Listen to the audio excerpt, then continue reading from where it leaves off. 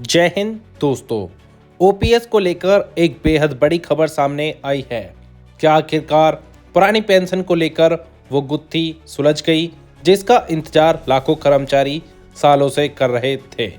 सदन में सरकार ने अब साफ साफ शब्दों में स्थिति स्पष्ट कर दी है और इस बयान के बाद कई कर्मचारियों के लिए राहत की उम्मीद बन गई है।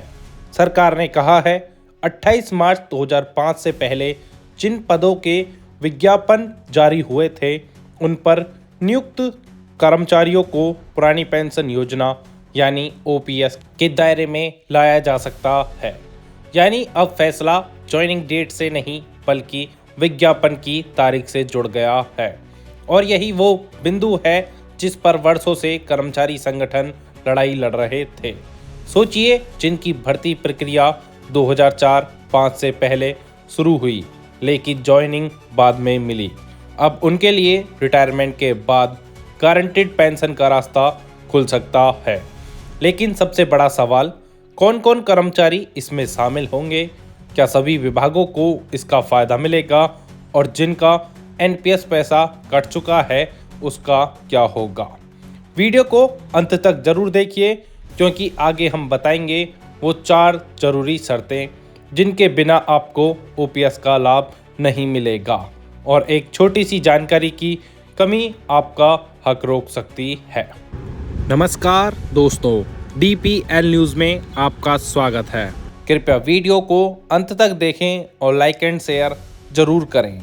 बड़ी खबर आपको बता दें, पुरानी पेंशन को लेकर सरकार ने सदन में दी स्पष्टता।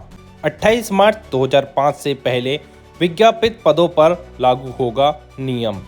प्रदेश के पुरानी पेंशन का विकल्प चुनने वाले कार्मिकों का 28 फरवरी को एनपीएस खाता बंद हो जाएगा। सरकार ने सदन में इसे स्पष्ट किया। प्रदेश में पुरानी पेंशन का विकल्प चुनने वाले कार्मिकों का 28 फरवरी को एनपीएस खाता बंद हो जाएगा। यह विकल्प चुनने का अधिकार उन कार्मिकों को दिया गया है जिनकी नियुक्ति का विज्ञापन 28 मार्च 2005 के पूर्व हो चुका था। यह जानकारी विधान परिषद में प्रश्न प्रहर में सपा एमएलसी डॉक्टर मान सिंह यादव ने प्रश्न के जवाब में संसदीय कार्य राज्य मंत्री जसवंत सिन्हा ने दी। आपको बता दें कि यह भी बताया गया कि ऐसे कर्मचारियों को पुरानी पेंशन योजना के दायरे में लाने संबंधी आदेश जारी करने की अंतिम तिथि 31 मार्च 2025 और एनपीएस खाता बंद करने की तिथि 30 जून 2025 निर्धारित की गई थी। कार्मिकों की ओर से या तो विलंब से विकल्प प्रस्तुत किए गए या नियुक्ति प्राधिकारियों ने समय से आदेश जारी नहीं किए। इसलिए अब एनपीएस खाता बंद करने की तिथि 28 फरवरी निर्धारित की गई है। उसके बाद ही एनपीएस में जमा धनराशि को जीपीएफ खाते में जमा कराया जा सकेगा। आपको बता दें, डॉक्टर मान सिंह यादव ने ही उन्नाव में बिजली पोलों को शिफ्ट कराने का मामला उठाया। सपा के सदस्य आशुतोष सिन्हा ने उनके क्षेत्र के विकास कार्यों के शिलापट का उनका नाम ना लिखने का मुद्दा रखा। सभापति कुंवर मानवेंद्र सिंह ने उचित कार्रवाई के निर्देश दिए। सपा के सदस्य करणपाल कश्यप ने शामली के ग्राम तलवा मजरा में सड़क की मांग की। पीडब्ल्यूडी राज्य मंत्री ब्रजेश सिंह ने सड़क के निर्माण का भरोसा दिया। शिक्षक दल के सदस्य ध्रुव कुमार त्रिपाठी ने सिद्धार्थनगर में बिजली संबंधी कार्य पूर्ण न होने की बात कही। ऊर्जा मंत्री ए.के. शर्मा ने सभी काम पूरे होने की जानकारी दी। निर्दल समूह के आकाश अग्रवाल ने आगरा में खराब वाटर मीटरों का मामला उठाया। वहीं आपको बता दें, गन्ना किसानों के बकाया भुगतान का आश्वासन। शिक्षक दल के ध्रुव कुमार त्रिपाठी ने कोरोना महामारी के समय रोके गए एडेड विद्यालयों के शिक्षकों के भत्ते जारी करने की मांग की। उन्होंने धान क्रय केंद्रों पर ट्रकों की लोडिंग में गड़बड़ी का मामला रखा। सपा के शाहनवाज खान ने चावल के जवाब में गन्ना मंत्री लक्ष्मी नारायण चौधरी ने कहा कि शाकंभरी चीनी मिल पर क्षेत्र के किसानों का जो बकाया है उसका शीघ्र भुगतान करवाया जाएगा। एक सवाल के जवाब में वन एवं पर्यावरण मंत्री डॉक्टर अरुण कुमार सक्सेना ने बताया कि जौनपुर में ईंट भट्टा संचालन की अनुमति न लेने पर संबंधित को नोटिस जारी किया गया है। वहीं आपको बता दें, सीएम योगी ने की ये घोषणाएं। मुख्यमंत्री योगी आदित्यनाथ ने प्रदेश में कार्यरत हजारों आंगनवाड़ी व आशा कार्यकर्ताओं का मानदेय बढ़ाने की घोषणा की है। विधान परिषद में राज्यपाल के अभिभाषण पर धन्यवाद पर चर्चा के मुख्यमंत्री ने हाल ही में निरक्षित व वृद्धावस्था पेंशन की घोषणा की चर्चा करते हुए कहा कि हम आंगनवाड़ी व आशा कार्यकर्ताओं का भी मानदेय बढ़ाएंगे। मुख्यमंत्री ने कहा कि शिक्षा मित्रों व अनुदेशकों के लिए भी सरकार काम कर रही है। हाल ही में शिक्षा मित्रों, अनुदेशकों, रसोइयों, शिक्षकों के लिए कैशलेस चिकित्सा सुविधा देने का घोषणा हुई है। 1 अप्रैल से इसका लाभ भी मिलने लगेगा। इसमें 5 लाख रुपए तक की चिकित्सा सुविधा निःशुल्क उपलब्ध होगी।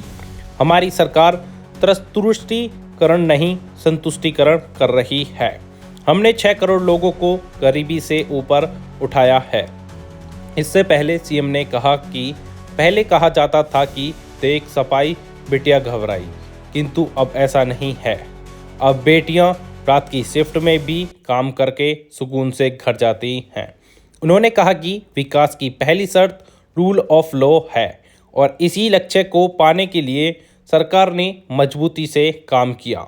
रिकॉर्ड स्तर पर पुलिस भर्तियां की गईं, महिला सशक्तिकरण पर विशेष ध्यान दिया गया, युवाओं के लिए नई योजनाएं शुरू की गईं, मॉडर्न पुलिसिंग, सुदृढ़ साइबर और फॉरेंसिक इंफ्रास्ट्रक्चर के विकास पर भी विशेष कार्य किया गया।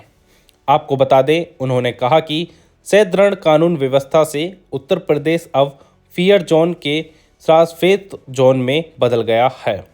अब यहाँ भय का नहीं बल्कि आस्था का वातावरण है। लोग सुरक्षा और व्यवस्था पर विश्वास के साथ प्रदेश में आ रहे हैं।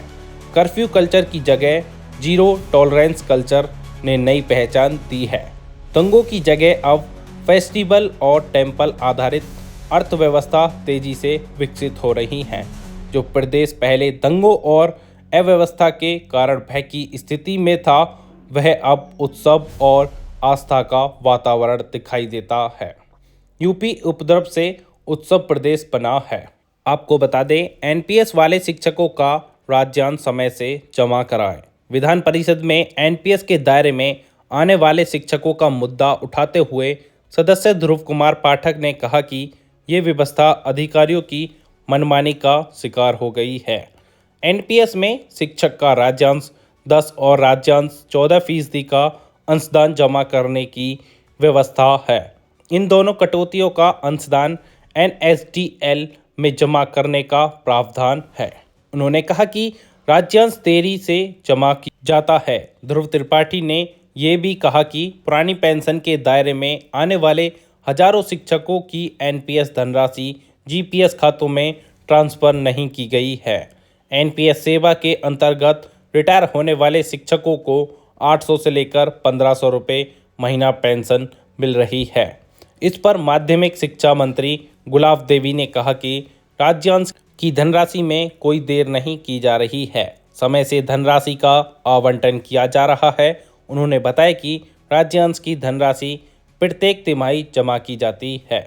इस पर ध्रुव त्रिपाठी ने कहा कि 10% और 14% राज्यांश दोनों एक साथ शिक्षक के खाते में जाएं, ताकि ब्याज का नुकसान ना हो। सभापति ने उनके सुझाव का परीक्षण कराने के निर्देश दिए। ऐसी ही डेली अपडेट्स के लिए सब्सक्राइब करें DPL न्यूज़ और बेल आइकन को दबाना ना भूलें, जिससे हमारी अपडेटेड वीडियो सबसे पहले आप तक पहुँचे।